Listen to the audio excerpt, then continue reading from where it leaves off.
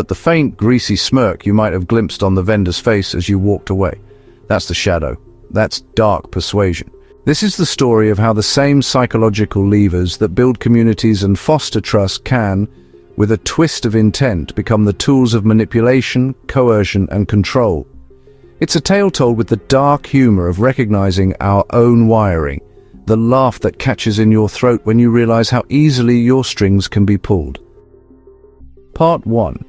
Cialdini's Cathedral, the 6 Pillars of Influence. Dr. Cialdini's work, you see, is not inherently sinister.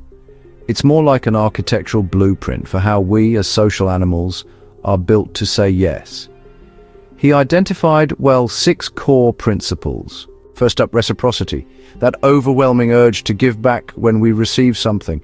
The free sample, the complimentary advice, the unexpected favor, these are all examples. It's honestly the social glue of civilization. Next, we have scarcity, the limited time offer or the one-of-a-kind opportunity. We're driven by the fear of missing out, or FOMO, long before it was even an acronym. It's just human nature. We want what we can't easily have. 3. Authority, the white lab coat, the titled expert, the uniform. We are, conditioned to defer to perceived authority, to trust the prescription, the recommendation, the command. 4.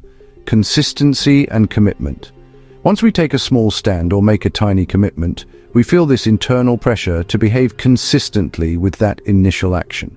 Say yes to a small banner on your lawn, and, you're more likely to say yes to the larger, uglier sign later. 5.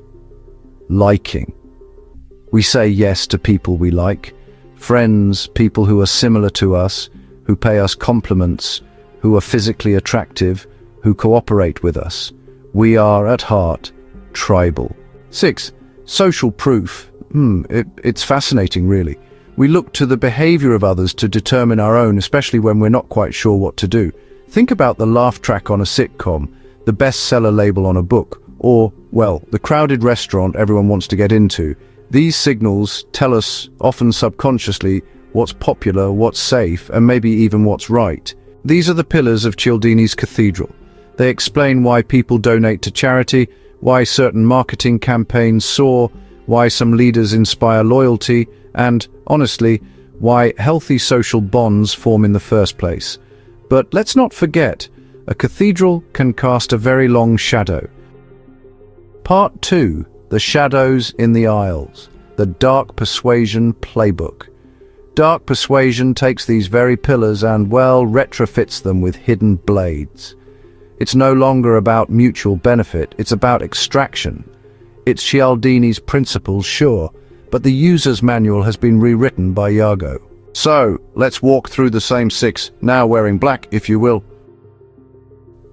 First up, reciprocity. The boomerang of debt. In Cialdini's light, it's simple. A colleague covers your shift, you later buy them coffee. Harmony, right? But here's where dark persuasion twists it. A narcissistic partner performs a grand, unsolicited favor, maybe planning an extravagant vacation you never even wanted. Now, you owe them. The debt becomes currency, wielded to demand compliance, stifle dissent, or excuse, all sorts of abuse. After all I've done for you. The gift in this case is a leash. And the dark humor, you find yourself angrily vacuuming at midnight because they took care of the car insurance that one time, and the psychic ledger in your head is screaming that you're in arrears. Second, scarcity, the manufactured panic.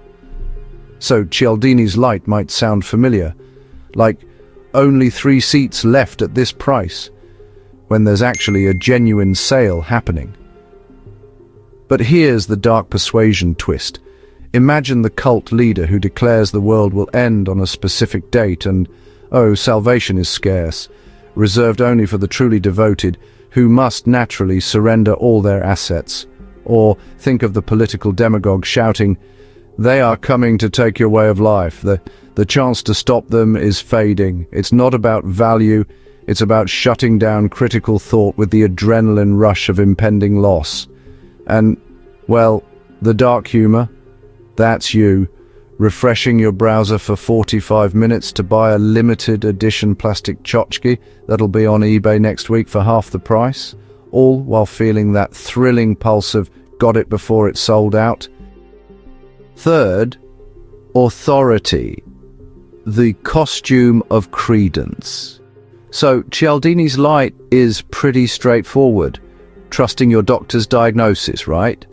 But in the world of dark persuasion, it's the grifter who adopts the title doctor from some diploma mill, using that aura of expertise to sell miracle cancer cures to the desperate. Or maybe it's the toxic manager, using their positional authority not to lead, but to quash innovation and demand personal loyalty. It's the imitation of authority, stripped of ethics and competence. And the dark humor here, realizing you'll believe a man in a hard hat and clipboard telling you to move your car, but you'll argue for 20 minutes with your own spouse about taking out the trash. The costume, in the end, is everything. Fourth, consistency and commitment, the foot in the soul. Cialdini's light version is as simple as signing a pledge to recycle, which, gently nudges people toward more eco-friendly behavior. But here's the dark persuasion twist. The manipulator gets you to agree publicly to a seemingly small, harmless idea, like we should all be more loyal to the company. Fast forward a few months, and suddenly that commitment is used to guilt you into working weekends without pay. It's what we pledged to do for the team. Or consider the abuser who says, "You said you loved me unconditionally." So me checking your phone is just part of that condition. That initial yes becomes a trap door, right, through which your own integrity is weaponized against you. And the dark humor, it's stubbornly defending a terrible movie you recommended 2 hours ago.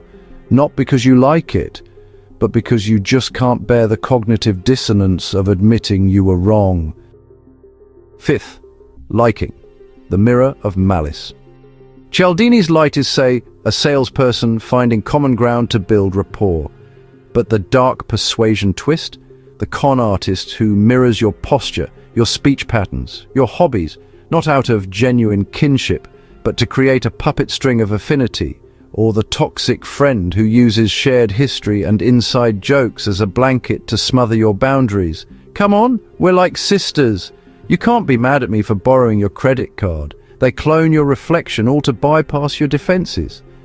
And for a bit of dark humor, like in the Instagram influencer who's just like you, a curated, sponsored, focused, group-tested version of you, designed solely to sell you a $90 juice cleanse. Sixth, social proof, the herd over the cliff. Cialdini's light side is choosing a restaurant because, well, it's busy, but the dark persuasion twist, now that's something else. The propagandist who floods social media with bots and fake accounts to create the illusion of massive support for a vile idea, making others feel isolated if they disagree. Or the bully who turns a crowd against an individual, making their cruelty appear to be the consensus view. It weaponizes our primal fear of exile.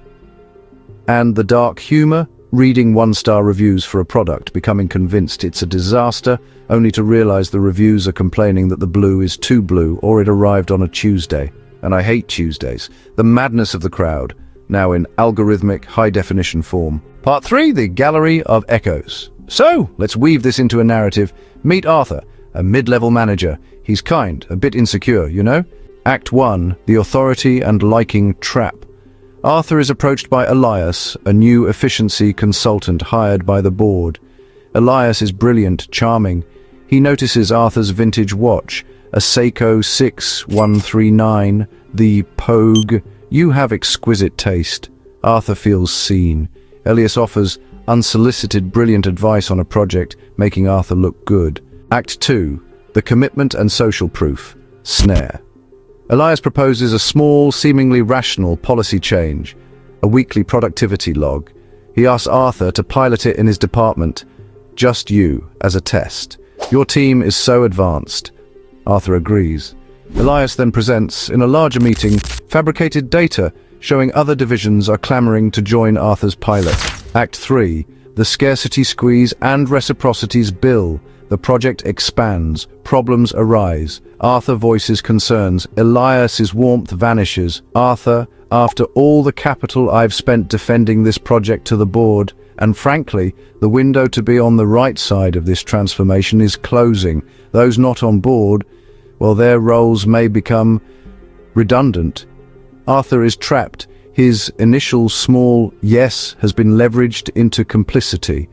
The pillars Cialdini described as pathways to cooperation have become the bars of his cage.